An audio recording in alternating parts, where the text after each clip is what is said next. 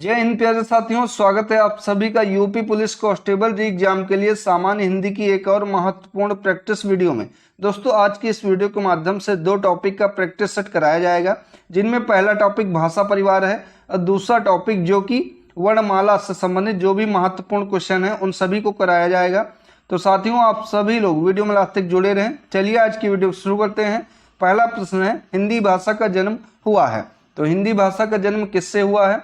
अपभ्रंश से, लौकिक संस्कृत से, पाली प्राकृत से या वैदिक संस्कृत से? तो राइट ऑप्शन हो जाएगा ऑप्शन नंबर ए, हिंदी भाषा का जन्म जो कि अपभ्रंश से हुआ है। तो ए करेक्ट ऑप्शन हो जाएगा। अगला प्रश्न है, निम्न में से कौन सी बोली अथवा भाषा हिंदी के अंतर्गत नहीं आती है? तो इनमें से कन्नौजी, बांगरू, अवधी ये तीनों बोली व भाषाएं जो कि हिंदी के अंतर्गत आती हैं, लेकिन तेलुगु इसके अंतर्गत नहीं आती है। ठीक है, तेलुगु जो कि द्रविड़ परिवार की भाषा है, ये ध्यान रखेंगे। Right option option number D इसका हो जाएगा। अगला प्रश्न है, हिंदी किस भाषा परिवार की भाषा है? भारोपीय, द्रविड़, ऑस्ट्रिक, चीनी, तिब्बतीय। तो भाषा परिवार जो कि दो प्रकार के हैं, एक भारोपीय भाषा परिवार है, एक द्रविड़ भाषा परिवार है। भारोपीय भाषा परिवार के अंतर्गत जो भी उत्तर भारत की भाषा या बोलियां हैं वो आती हैं, और द्रविड़ भाषा परिवार के अंतर्गत जो भी दक्षिण भारत की यानी कि साउथ इंडिया की जो भी बोली व भाषाएं हैं वो द्रविड़ परिवार के अंतर्गत आती हैं। तो राइट ऑप्शन इसका ऑप्शन नंबर ए हो जाएगा कि हिंदी भाषा जो कि भारोपीय भाषा परिवार की है। अगला प्रश्न, भारत में सबसे अधिक बोले जाने वाली भाषा कौन सी है? हिंदी, संस्कृत, तमिल, उर्दू। तो राइट ऑप्शन है ऑप्शन नंबर ए, हिंदी जो कि भारत में सबसे अधिक बोले जाने वाली भाषा है। अगला प्रश्न, हिंदी की विशिष्ट बोली ब्रज भाषा किस रूप में सबसे अधिक प्रसिद्ध है? राजभाषा, तकनीकी भाषा, राष्ट्रभाषा या काव्य भाषा? तो right option option number D इसका हो जाएगा। हिंदी की काव्य भाषा जो कि काव्य भाषा के रूप में सबसे ज्यादा जो कि हिंदी की ब्रज भाषा प्रचलित है। ठीक है, अगला प्रश्न, निम्न में से कौन सी भाषा देवनागरी लिपि में लिखी जाती है? गुजराती, उड़िया, मराठी, सिंधी। तो इनमें से मराठी भाषा जो कि देवनागरी लिपि में लिखी जाती है। Right option option number C इसका हो जाएगा। अगला प्रश्न, एक मनई के दुई बेटवे रहिन, ओह माँ लहरा अपने बाप से कहिस, दादा धन माँ जवन हमर बखरा लागत हो तवन हमका दई द। यह अवतरण हिंदी की किस बोली के अंतर्गत आता है? भोजपुरी का है, कन्नौजी का है, अवधी का है या फिर खड़ी बोली का है? तो यह अवतरण जो कि अवधी बोली का है। राइट ऑप्शन सी हो जाएगा। लखनऊ के आसपास क्षेत्रों में अवधी बोली जाती है। अक्सर जिले का नाम देकर पूछ लेता है कि इस जिले में कौन सी बोली बोली जाती है। तो लखनऊ के पास जितने भी जिले हैं वहाँ सब में अवधी भाषा बोली जाती है, ध्यान रखेंगे। अगला प्रश्न है, निम्न में से कौन सी भाषा संस्कृत भाषा की अपभ्रंश है? खड़ी बोली, ब्रजभाषा, अवधी, पाली। तो राइट ऑप्शन है पाली भाषा जो कि संस्कृत भाषा की अपभ्रंश है। राइट ऑप्शन डी इसका हो जाएगा। अगला प्रश्न, अधिकतर भारतीय भाषाओं का विकास किस लिपि से हुआ है? सादा लिपि से, खरोष्ठी लिपि से, कुटिल लिपि से या फिर ब्राह्मी लिपि से? तो सबसे ज्यादा भारतीय भाषाओं का जो विकास हुआ है वो ब्राह्मी लिपि के द्वारा हुआ है। राइट ऑप्शन डी इसका हो जाएगा। अगला प्रश्न, हिंदी भाषा किस लिपि में लिखी जाती है? बहुत ही महत्वपूर्ण प्रश्न है। गुरुमुखी, तो गुरुमुखी में तो पंजाबी भाषा लिखी जाती है। ठीक है, ब्राह्मी, देवनागरी होगा यहाँ पर, या फिर सौराष्ट्री। तो हिंदी भाषा जो कि देवनागरी लिपि में लिखी जाती है। राइट ऑप्शन सी इसका हो जाएगा। अगला प्रश्न, भारतवर्ष में हिंदी को आप किस वर्ग में रखेंगे? राजभाषा का दर्जा देंगे, राष्ट्रभाषा का दर्जा देंगे, विभाषा कहेंगे या फिर तकनीकी भाषा कहेंगे? तो भारतवर्ष में हिंदी जो कि राजभाषा है। Right option option number A इसका हो जाएगा। भारतीय संविधान के अनुच्छेद 343 में राजभाषा का वर्णन किया गया है। अगला प्रश्न, ढूढ़ाली बोली कहाँ की है? पश्चिमी राजस्थान की, पूर्वी राजस्थान की, दक्षिणी राजस्थान की या उत्तरी राजस्थान की? तो ढूढ़ाली बोली जो कि पूर्वी राजस्थान की है। राइट ऑप्शन बी हो जाएगा। ढूढ़ाली बोली जो कि बहुत एग्जाम में पूछी जाती है, आप लोग अच्छे से इसको ध्यान रखिएगा। अगला प्रश्न है, ब्रजबुली नाम से जानी जाती है? पंजाबी, मराठी, गुजराती या पुरानी बांग्ला? तो राइट ऑप्शन है इसका पुरानी बांग्ला, जो कि ब्रजबुली के नाम से जानी जाती है। डी करेक्ट ऑप्शन हो जाएगा। साथियों, अगर वीडियो आप सभी को अच्छी लग रही हो तो वीडियो को लाइक करें और शेयर करें ज़्यादा से ज़्यादा। अगला प्रश्न है, वर्तमान हिंदी का प्रचलित रूप क्या है? अवधी, ब्रजभाषा, खड़ी बोली, देवनागरी? तो वर्तमान हिंदी का प्रचलित रूप जो कि खड़ी बोली है, ऑप्शन नंबर सी इसका करेक्ट ऑप्शन हो जाएगा। एक क्वेश्चन बहुत पूछा जाता है खड़ी बोली से कि अमीर खुसरो ने किसके विकास पर सबसे ज़्यादा जोर दिया? तो राइट ऑप्शन हो जाएगा अमीर खुसरो ने खड़ी बोली के विकास पर सबसे ज़्यादा जोर दिया था। अगला प्रश्न, हिंदी भाषा की बोलियों के वर्गीकरण के आधार पर छत्तीसगढ़ी बोली किस वर्गीकरण के आधार पर आती है? पूर्वी हिंदी, पश्चिमी हिंदी, पहाड़ी हिंदी या राजस्थानी हिंदी? तो छत्तीसगढ़ी जो कि पूर्वी हिंदी के अंतर्गत आती है। Right option option number A इसका हो जाएगा। अगला प्रश्न, निम्नलिखित में से कौन सी पश्चिमी हिंदी की बोली नहीं है? बुंदेली, ब्रजभाषा, कन्नौजी व बघेली? तो इनमें से पश्चिमी हिंदी की पूछा है कि बोली कौन सी नहीं है? तो बघेली जो कि पूर्वी हिंदी के अंतर्गत आती है। शेष तीनों भाषाएं जिनमें बुंदेली भाषा, ब्रजभाषा, कन्नौजी भाषा, ये सभी जो कि पश्चिमी हिंदी के अंतर्गत आती हैं। तो राइट ऑप्शन इसका ऑप्शन नंबर डी हो जाएगा। अगला प्रश्न, भारतीय संविधान में किन अनुच्छेद में राजभाषा संबंधी प्रावधानों का उल्लेख किया गया है? तो अभी पहले डिस्कस किया जा चुका है कि अनुच्छेद 343 में भारतीय संविधान में राजभाषा का प्रावधान किया गया है, जो कि अनुच्छेद 343 से लेकर 351 तक हो जाएगा। राइट ऑप्शन ए इसका होगा। अगला प्रश्न, दक्षिणी भारत हिंदी प्रचार सभा का मुख्यालय कहाँ पर स्थित है? हैदराबाद, बेंगलोर, चेन्नई, मैसूर? तो दक्षिणी भारत हिंदी प्रचार सभा का मुख्यालय जो कि चेन्नई में स्थित है। राइट ऑप्शन सी इसका हो जाएगा। अगला प्रश्न, हिंदी भाषा के विकास का सही अनुक्रम इनमें से कौन सा है? तो सबसे पहले पाली भाषा है, फिर पाली से प्राकृत हुई, प्राकृत से अपभ्रंश हुई और अपभ्रंश भाषा से ही हिंदी का विकास हुआ है। ठीक है, हिंदी का विकास हुआ है और हिंदी से आधुनिक हिंदी का विकास हुआ है। इस तरीके से आप लोग ध्यान रखेंगे। अगर ये ऐसे नहीं याद हो रहा है तो इसको 2 से 3 बार रफ कॉपी पे लिखें, उससे आपको अच्छे से याद हो जाएगा, आप नहीं भूलेंगे। ठीक है, और अक्सर एग्जाम में जब भी इससे विकास क्रम से क्वेश्चन पूछा जाता है, भाषा के विकास क्रम से, तो इसी तरीके से पूछा जाता है। ठीक है, 2-3 क्रम दे देगा और पूछेगा कि इनमें से सही कौन सा है, घटता क्रम या बढ़ता क्रम। इस तरीके से भी पूछ सकता है। अगला प्रश्न है, संविधान के अनुच्छेद 351 में किस विषय का वर्णन किया गया है? संघ की राजभाषा, उच्चतम न्यायालय की भाषा, पत्राचार की भाषा या हिंदी के विकास के लिए जोर दिया गया है? तो संविधान के अनुच्छेद 351 में हिंदी के विकास के लिए निर्देश दिए गए हैं। राइट ऑप्शन डी इसका हो जाएगा। अगला प्रश्न, ब्रजभाषा किस हिंदी के अंतर्गत आती है? तो ब्रजभाषा जो कि पश्चिमी हिंदी के अंतर्गत आती है। राइट ऑप्शन बी इसका हो जाएगा। अगला प्रश्न, मगही किस भाषा की बोली है? राजस्थानी, पश्चिमी हिंदी, पूर्वी हिंदी या बिहारी? तो मगही जो कि बिहारी भाषा की बोली है। राइट ऑप्शन डी इसका हो जाएगा। और ब्रजभाषा कौन से क्षेत्र के अंतर्गत आती है? तो पश्चिमी हिंदी के अंतर्गत आती है। अभी किया गया, ध्यान रखेंगे। अगला प्रश्न है, हिंदी खड़ी बोली किस अपभ्रंश से विकसित हुई है? मागधी, अर्धमागधी, शोरसैनी या फिर ब्राह्मण अपभ्रंश? तो हिंदी खड़ी बोली का विकास हुआ है जो कि शोरसैनी अपभ्रंश से हुआ है। राइट ऑप्शन सी इसका हो जाएगा। अगला प्रश्न, भाषा के आधार पर भारतीय राज्यों की पुनः संरचना कब की गई थी? तो इसका सही जवाब हो जाएगा ऑप्शन नंबर डी।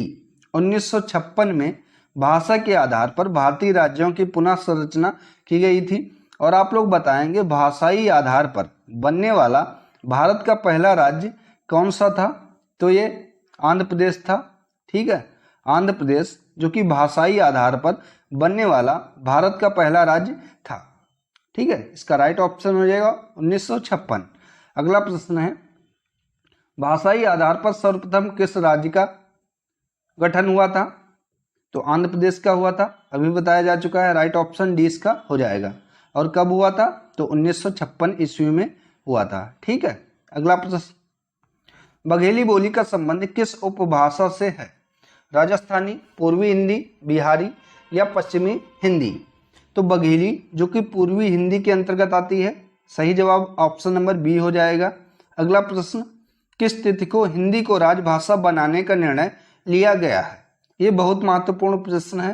15 अगस्त 1947 को, 26 जनवरी 1950 को, 14 सितंबर 1949 को या 14 सितंबर 1950 को? तो हिंदी को राजभाषा बनाने का निर्णय जो कि 14 सितंबर 1949 को संविधान सभा के द्वारा लिया गया था, राइट ऑप्शन सी इसका हो जाएगा। इसीलिए 14 सितंबर को हर साल हिंदी दिवस मनाया जाता है। अगला प्रश्न, वर्ष 1955 ईस्वी में गठित प्रथम राजभाषा आयोग के अध्यक्ष कौन थे? तो करेक्ट ऑप्शन होगा ऑप्शन नंबर ए। 1955 में जो गठित प्रथम राजभाषा आयोग था, इसी के आधार पर पहले भाषाई आधार पर पहला राज्य आंध्र प्रदेश बना और इसके अध्यक्ष जो कि बीजी खेर थे। अगला प्रश्न, भारतीय संविधान की 8वीं अनुसूची में शामिल भाषाओं की संख्या कितनी है? तो वर्तमान में 22 भाषाएं जो कि भारतीय संविधान की 8वीं अनुसूची में शामिल हैं, राइट ऑप्शन डी इसका हो जाएगा। अगला प्रश्न, हिंदी की आदि जननी कौन सी है? संस्कृत, पाली, प्राकृत या अपभ्रंश?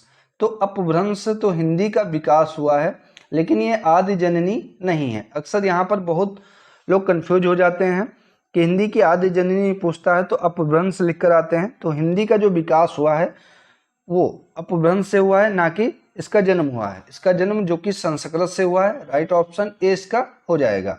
अगला प्रश्न, 12वां विश्व हिंदी सम्मेलन वर्ल्ड हिंदी कॉन्फ्रेंस 2023 का आयोजन स्थल क्या था? बहुत ही महत्वपूर्ण प्रश्न है, एग्जाम में हो सकता है ये आ जाए। तो 12वां विश्व हिंदी सम्मेलन जो कि फिजी देश में हुआ था, correct option option number B हो जाएगा। और ये 2023 में हुआ था। ये आपके लिए इसलिए महत्वपूर्ण है क्योंकि अभी लेटेस्ट का है और एग्जाम भी आपका अभी आने वाला है, तो इसलिए महत्वपूर्ण है। आप लोग इसको ध्यान रखेंगे। कहाँ हुआ था? तो फिजी देश में हुआ था। और कौन से नंबर का था? तो 12वां विश्व हिंदी सम्मेलन था। ठीक है, अगला प्रश्न, निम्नलिखित में से कौन भारोपीय परिवार की भाषा नहीं है? मराठी, गुजराती, मलयालम, हिंदी? तो भारोपीय परिवार की भाषा जो कि मलयालम नहीं है, राइट ऑप्शन सी इसका हो जाएगा। अगला प्रश्न, हिंदी दिवस किस दिन मनाया जाता है? तो 14 सितंबर 1949 को हिंदी को राजभाषा का दर्जा दिया गया, इसीलिए 14 सितंबर को हर साल हिंदी दिवस मनाया जाता है। सही जवाब ऑप्शन नंबर 20 का हो जाएगा। अगला प्रश्न, भारतवर्ष में हिंदी को आप किस वर्ग में रखेंगे? राजभाषा, राष्ट्रभाषा, विभाषा या फिर तकनीकी भाषा? तो हिंदी जो कि भारत की राजभाषा है, सही जवाब ऑप्शन नंबर ए होगा। अगला प्रश्न, ढूढ़ाली बोली है, तो ढूढ़ाली बोली जो कि पूर्वी राजस्थान की है, ऑप्शन नंबर 20 का करेक्ट ऑप्शन हो जाएगा। अगला प्रश्न, विकास की दृष्टि से प्राकृत की पूर्वकालीन अवस्था का नाम क्या है? यानी कि विकास क्रम पूछा है कि प्राकृत भाषा से पहले कौन सी है, या प्राकृत का जो इससे पहले की अवस्था है वो कौन सी थी? पाली है, संस्कृत है, हिंदी है या फिर अवहट्ट है? तो इससे पहले पाली थी, पाली, प्राकृत, संस्कृत, इस तरीके से है। फिर राइट ऑप्शन ए इसका हो जाएगा। अगला प्रश्न, पश्चिमी हिंदी की दो बोलियों का सही युग्म कौन सा है? इंपॉर्टेंट प्रश्न है ये भी। तो कन्नौजी, अवधी, ब्रज, बघेली, छत्तीसगढ़ी, बांगरू, खड़ी बोली, बुंदेली। तो ये दो बोलियां जिनमें खड़ी बोली और बुंदेली जो कि पश्चिमी हिंदी के अंतर्गत आती हैं, राइट ऑप्शन डी इसका हो जाएगा। अगला प्रश्न, अर्धमागधी अपभ्रंश से विकसित बोली कौन सी है? तो राइट ऑप्शन है ऑप्शन नंबर बी, अर्धमागधी अपभ्रंश से बघेली बोली का विकास हुआ है। अगला प्रश्न, देवनागरी लिपि का सही विकास क्रम क्या है? तो देवनागरी लिपि का सही विकास क्रम जिनमें पहले ब्राह्मी लिपि है, फिर गुप्त लिपि है, फिर नागरी लिपि है, उसके बाद देवनागरी लिपि है। तो सही जवाब ऑप्शन नंबर सी हो जाएगा कि ब्राह्मी लिपि है, गुप्त लिपि है, नागरी लिपि है, देवनागरी लिपि है। ठीक है। अगला प्रश्न, हिंदी की विशिष्ट बोली ब्रज भाषा किस रूप में सबसे अधिक प्रसिद्ध है? तो ब्रज भाषा जो कि काव्य भाषा के रूप में सबसे ज्यादा प्रसिद्ध है। Right option option number D हो जाएगा। तो दोस्तों इस तरीके से भाषा परिवार के जो भी महत्वपूर्ण क्वेश्चन हैं या बन सकते हैं उन सभी को कराया गया। अब दोस्तों वर्णमाला से संबंधित जो भी महत्वपूर्ण प्रश्न हैं उनको कराया जाएगा। तो साथियों वीडियो अगर आप सभी को अच्छी लग रही हो तो वीडियो को शेयर करें ज़्यादा से ज़्यादा और चैनल को सब्सक्राइब कर लें। अगला प्रश्न है वर्णमाला का कि ए अय वर्ण क्या कहलाते हैं? नासिक, मूर्धन्य, ओष्ठ या फिर कंठ तालव्य। तो ए अय वर्ण जो कि कंठ तालव्य वर्ण कहलाते हैं। Right option option number D इसका हो जाएगा। बहुत ही महत्वपूर्ण प्रश्न है। अगला, हिंदी वर्णमाला में अयोगभाव वर्ण कौन कौन से होते हैं? ये साथियों 2 से 3 बार आपके यूपीपी के द्वारा ही पूछा जा चुका है, तो इम्पोर्टेंट है। तो अयोगवाह जो कि अंगा और आ होते हैं, तो राइट ऑप्शन डी इसका हो जाएगा। अगला प्रश्न, भाषा की सबसे छोटी इकाई कौन सी होती है? शब्द, व्यंजन, स्वर या वर्ण। तो भाषा की सबसे छोटी इकाई जो कि वर्ण होती है। अगर यहाँ पर ध्वनि होता ऑप्शन में तो ध्वनि सही हो जाता, लेकिन ध्वनि नहीं है तो वर्ण है। वर्ण इसका राइट ऑप्शन हो जाएगा, डी सही जवाब है। अगला प्रश्न, वर्णमाला किसे कहते हैं? शब्दों के समूह को, वर्णों के संकलन को, शब्द गणना को या फिर वर्णों के व्यवस्थित समूह को। तो वर्णमाला जो कि वर्णों के व्यवस्थित समूह को कहा जाता है। राइट ऑप्शन डी इसका हो जाएगा। अगला प्रश्न, निम्न में से कंठ ध्वनियां कौन कौन सी हैं? तो कंठ ध्वनियां वो होती हैं जिनका उच्चारण गले से यानी कि कंठ से होता है, वो कंठ ध्वनियां कहलाती हैं। तो किसका उच्चारण यहाँ पर? क, ख, या, र, च, ज, ट, ड़। तो इनमें से कंठ से किसका उच्चारण हो रहा?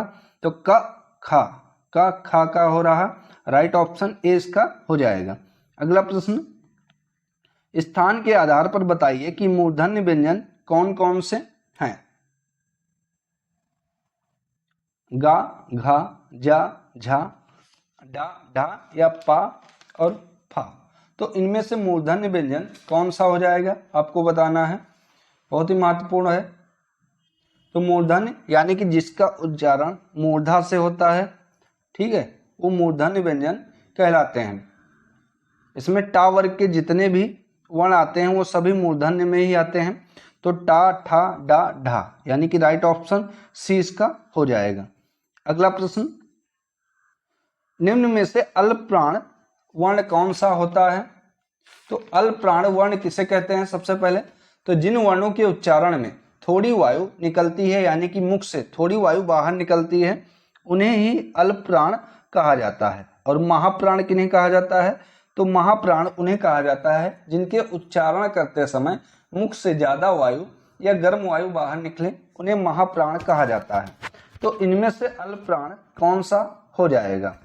तो का, गा यानी कि सबसे कम वायु जो कि का और गा के उच्चारण में निकलती है। राइट ऑप्शन बी हो जाएगा। अगर आप उच्चारण करके भी देख सकते हैं, जैसे कि आ ज्यादा निकल रही है, था, धा एकदम गर्म वायु निकली, या फा, भा इसमें भी गर्म वायु निकली, तो का और गा इसका सही हो जाएगा। अगला प्रश्न है, निम्न में से नासिक की व्यंजन कौन सा है? तो नासिक के व्यंजन वो होते हैं जिनका उच्चारण नाक से होता है। तो यहाँ इसमें ऑप्शन नंबर 20 का करेक्ट ऑप्शन हो जाएगा। बाकी सा, गा, जा इनका तो उच्चारण नहीं होता है, बी करेक्ट ऑप्शन हो जाएगा। अगला प्रश्न, निम्न में से बताइए किस शब्द में द्वित्व व्यंजन है? पुनः, इलाहाबाद, दिल्ली, उत्साह। तो द्वित्व व्यंजन वो व्यंजन होते हैं जहां पर एक व्यंजन पूरा हो और वही व्यंजन अधूरा हो, उसी के साथ वहां पर द्वित्व व्यंजन होते हैं। जैसे कि इसमें दिल्ली में है, और दूसरे शब्द देखें तो बिल्ली में है, कुत्ता है, ठीक है, ये सभी। जैसे यहाँ पर पूरी ता है फिर आधी ता है, पूरा ला है फिर आधा ला है, पूरा ला है फिर आधा ला है, ठीक है। तो यहाँ पर द्वित्व व्यंजन ये हो जाएंगे। राइट ऑप्शन सी इसका हो जाएगा। अगला प्रश्न, श, स, ह में कौन से व्यंजन कहलाते हैं? तो इनके उच्चारण करते समय गर्म वायु मुख से बाहर निकलती है। ठीक है, तो ये क्या कहलाएंगे? प्रकंपी, स्पर्शी, संघर्षी या स्पर्श संघर्षी व्यंजन। तो इस संघर्षी व्यंजन कहलाएंगे। राइट ऑप्शन सी इसका हो जाएगा। अगला प्रश्न, इनमें संयुक्त व्यंजन कौन सा है? तो इनमें से संयुक्त व्यंजन जो कि ज्ञ है। राइट ऑप्शन बी इसका हो जाएगा। ठीक है, ये आधी जा और प्लस या इससे मिलकर बना है ज्ञ। ठीक है, ये भी ध्यान रखेंगे, पूछ सकता है कि ये किन दो वर्णों से मिलकर बना है। अगला प्रश्न, निम्नलिखित में से कौन सा वर्ण उच्चारण की दृष्टि से दंत नहीं है? यानी कि इनमें से कौन सा ऐसा वर्ण है जिनका उच्चारण दांत से नहीं किया जाता, जैसे ता, दा, टा, ना। तो इनमें से टा ऐसा है। ठीक है, राइट ऑप्शन डी इसका हो जाएगा। अगला प्रश्न, जिन शब्दों के अंत में आ जाता है उन्हें क्या कहते हैं? अनुसार, अयोगवाह, अंतस्थ। तो अंतस्थ व्यंजन जो कि या, रा, ला और वा, ये चार जो कि अंतस्थ व्यंजन होते हैं। और जिन शब्दों के अंत में आ जाता है उन्हें अकारांत शब्द कहा जाता है। राइट ऑप्शन डी हो जाएगा। अगला प्रश्न, छ वर्ण किसके योग से मिलकर बना होता है? तो छ वर्ण बताना है आपको किसके वर्ण से मिलकर बना होता है। तो राइट ऑप्शन यहाँ पर हलंत नहीं लगा है, क्योंकि अगर हलंत नहीं लगा होगा तो ये पूरा वर्ण हो जाएगा। और वो पूरा जो कि स्वरों से मिलकर पहले से बना होता है, व्यंजन से मिलकर बना होता है। लेकिन अगर आधा यहाँ पर हलंत लग जाएगा और सा तो हो जाएगा छा। ठीक है, तो राइट ऑप्शन ए इसका होगा। अगला प्रश्न, हिंदी वर्णमाला में स्वरों की कुल संख्या कितनी है? तो हिंदी वर्णमाला में कुल वर्ण पूछे तो कुल वर्ण जो कि 52 है, लेकिन स्वरों की संख्या जो कि 11 है। राइट ऑप्शन 20 का हो जाएगा। अगला प्रश्न, निम्नलिखित में से कौन सा स्वर नहीं है? तो इनमें से छोटा, छोटाऊ, ए, ये तीनों स्वर हैं, ये नहीं। राइट ऑप्शन डी इसका हो जाएगा। अगला प्रश्न, निम्नलिखित में से कौन सा टा वर्ग का नहीं है? तो टा वर्ग का इनमें से कौन सा नहीं है? टा, ठा, डा, कौन कौन सा नहीं है बताना है आपको। टा वर्ग का कौन सा नहीं है? तो टा, ठा, टा, ठा, डा,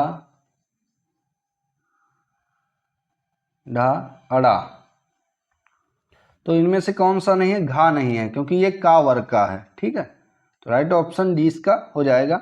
आपको वर्णमाला अच्छे से याद कर लेनी है, तभी आप वर्णमाला टॉपिक को अच्छे से कवर कर पाएंगे। जब तक आपको वर्णमाला सीक्वेंस में नहीं याद होगी तब तक आप वर्णमाला के 2 से 3 क्वेश्चन जरूर छोड़ देंगे। ठीक है, तो उसको अच्छे से आप याद कर लीजिए। अगला प्रश्न है, हिंदी वर्णमाला में व्यंजनों की कुल संख्या कितनी होती है? तो व्यंजन पूछे गए हैं, तो व्यंजन होते हैं 33। राइट ऑप्शन नंबर सी इसका हो जाएगा। ठीक है, 33 व्यंजन होते हैं और 11 स्वर होते हैं। कितने हुए? तो 3 1 4, 3 1 4, 44 हुए। इनमें से 4 जो कि अंतस्थ होते हैं 48 हो गए, और 4 जो कि संयुक्त व्यंजन होते हैं तो 52 हो गए। ठीक है, ये होते हैं वर्ण वो व्यंजन। ठीक है, 33, 11 होते हैं स्वर, 44 हो गए, 4 अंतस्थ होते हैं यार अलावा और 48 हो गए। उसके बाद 4 संयुक्त अक्षर संयुक्त व्यंजन होते हैं तो 52 हो गए। राइट ऑप्शन सी इसका हो जाएगा। अगला प्रश्न है, निम्नलिखित में से कौन सा पश्च स्वर है? बड़ा आ, छोटी ई, जा या फिर ढा। तो इनमें से पश्च स्वर जो कि आपका हो जाएगा आ। राइट ऑप्शन ए इसका हो जाएगा। अग्र स्वर और पश्च स्वर आपने पढ़ा है नहीं? तो एक बार रिवाइज कर लीजिए थ्योरी इसकी। अगला प्रश्न, निम्नलिखित में से कौन सा योगवाह है? विसर्ग, महाप्राण, संयुक्त व्यंजन या फिर अल्प प्राण। तो इसका राइट ऑप्शन है ऑप्शन नंबर ए, विसर्ग। अयोगवाह यहाँ पर होगा, योगवाह नहीं। तो अयोगवाह जो कि विसर्ग होता है, इस तरीके का चिन्ह लगाया जाता है। ठीक है, अगला प्रश्न, छा ध्वनि का उच्चारण स्थान क्या है? दंत, ओष्ठ, तालव्य, इनमें से कोई नहीं। तो छा ध्वनि का उच्चारण स्थान जो कि तालव्य है, राइट ऑप्शन सी इसका हो जाएगा। अगला प्रश्न, निम्नलिखित में से कौन सा एक संयुक्त व्यंजन नहीं है? तो इनमें से छा, त्रा, ज्ञा, ये तीनों जो कि संयुक्त व्यंजन हैं, ठीक है, लेकिन सा ये नहीं है, ये अगर इसको पूछे तो ये संघर्षी व्यंजन है, ठीक है, राइट ऑप्शन बी इसका हो जाएगा। अगला प्रश्न, तालव्य व्यंजन कौन कौन से हैं? तो तालव्य व्यंजन वो कहलाते हैं जिनका उच्चारण तालु से होता है। तो तालव्य कौन कौन से हैं? राइट ऑप्शन है इसका ऑप्शन नंबर ए, चा, छा, जा, झा, ये तालव्य व्यंजन है। अगला प्रश्न, या, रा, ला, वा किस वर्ग के व्यंजन है? तो पहले बताया जा चुका है कि ये अंतस्थ व्यंजन है। और ऊष्म व्यंजन कौन से होते हैं? तो ये गोल वाली सा, षटकोण वाली सा, और ये सरौता वाली सा, और हा, ये ऊष्म व्यंजन होते हैं चार। अंतस्थ व्यंजन या, रा, ला, वा, ठीक है। अगला प्रश्न, अनुनासिक का संबंध किससे होता है? केवल नाक से, केवल मुंह से, नाक और मुंह से, या फिर इनमें से कोई नहीं? तो अनुनासिक का संबंध जो कि नाक और मुंह दोनों से होता है, सी इसका सही जवाब हो जाएगा। अगला प्रश्न, अनुनासिक व्यंजन कौन से होते हैं? वर्ग के प्रथमाक्षर, वर्ग के तृतीयाक्षर, वर्ग के चतुर्थाक्षर, या वर्ग के पंचमाक्षर? तो वर्ग के जो पंचमाक्षर होते हैं वो अनुनासिक होते हैं, तो इसका सही जवाब हो जाएगा ऑप्शन नंबर डी, ठीक है, डी इसका सही जवाब हो जाएगा। इन्हें नासिक या फिर अनुनासिक वर्ण भी कहा जाता है। नासिक या अनुनासिक व्यंजन या वर्ण कह सकते हैं। तो वर्ग के पंचमाक्षर जो होते हैं, ठीक है, कौन कौन से होते हैं? तो का वर्ग का होता है डा, अड़ा, ठीक है, और चा वर्ग का होता है इया, और जो टा वर्ग का होता है वो अड़ा होता है, ठीक है, और ता वर्ग का ना होता है, और पा वर्ग का मा होता है। तो ये पंचमाक्षर हैं, 1 2 3 4 5, ये ध्यान रखेंगे। अगला प्रश्न है, हिंदी वर्णमाला में स्वरों की संख्या कितनी होती है? तो स्वरों की संख्या 11 होती है, सी सही जवाब है। अगला प्रश्न, कंठोस्थ ध्वनि का उदाहरण क्या है इनमें से? औ, ए, का, या फिर तालव्य? तो कंठोस्थ यानी कि जिनका उच्चारण गला और ओंठ से होता है वो कंठोस्थ कहलाते हैं। और औ ऐसा शब्द है, वर्ण है जिसका उच्चारण गला और ओंठ से हो रहा है, तो राइट ऑप्शन ए इसका हो जाएगा। अगला प्रश्न, भाषा निर्माण की इकाइयों का सही अनुक्रम इनमें से क्या हो जाएगा? तो सबसे पहले ध्वनि है जो कि वर्ण की सबसे छोटी इकाई है, फिर शब्द है क्योंकि यहाँ पर ध्वनि के बाद सीधा शब्द दे दिया गया है, वर्ण नहीं दिया गया है। तो शब्द है, शब्दों से ही पद बनाए जाते हैं और पदों से ही वाक्य बनाए जाते हैं, तो राइट ऑप्शन डी इसका हो जाएगा। अगला प्रश्न, प्रयत्न के आधार पर ला किस प्रकार की ध्वनि है? तो राइट ऑप्शन है प्रयत्न के आधार पर ला जो कि पार्श्विक ध्वनि है, ठीक है, पार्श्विक इस तरीके से लिखा जाता है, यहाँ पे टाइपिंग में गड़बड़ हो गई, तो राइट ऑप्शन ए इसका हो जाएगा। अगला प्रश्न, निम्नांकित में से बताइए कि नवीन विकसित ध्वनियां कौन कौन सी हैं? तो इसका राइट ऑप्शन हो जाएगा खा और गा जो कि नवीन विकसित ध्वनियां हैं, राइट ऑप्शन ए है। अगला, निम्न में से कौन सा घोष वर्ण है? तो घोष वर्ण कौन कौन से होते हैं? सबसे पहले आपको ये जानना है, घोष को ही सघोष वर्ण कहा जाता है, ये भी आप लोग ध्यान रखेंगे, ठीक है।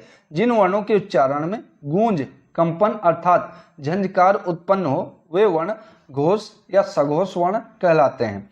इसी तरीके से अघोष वर्ण कौन से कहलाते हैं? तो अघोष वर्ण वे कहलाते हैं जिसमें गूंज, कंपन, झंझकार उत्पन्न ना हो, वो अघोष वर्ण कहलाते हैं। तो इनमें से घोष वर्ण हो जाएगा जो कि माँ हो जाएगा, राइट ऑप्शन सी है। अगला प्रश्न, कौन सा अमानक वर्ण है?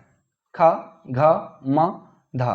तो इनमें से अमानक वर्ण जो कि माँ होता है, राइट ऑप्शन सी है।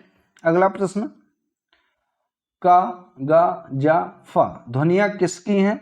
तो यहाँ पर नुक्ता लगा हो, अगर नुक्ता यहाँ पर लगा है तो ये सभी ध्वनियाँ जो कि अरबी फारसी की हो जाएंगी, राइट ऑप्शन बी इसका हो जाएगा। ठीक है, अगर नुक्ता या इसको नुक्ता बोलते हैं, जो देखे होंगे वर्ण के नीचे लगा होता है इसको नुक्ता बोलते हैं।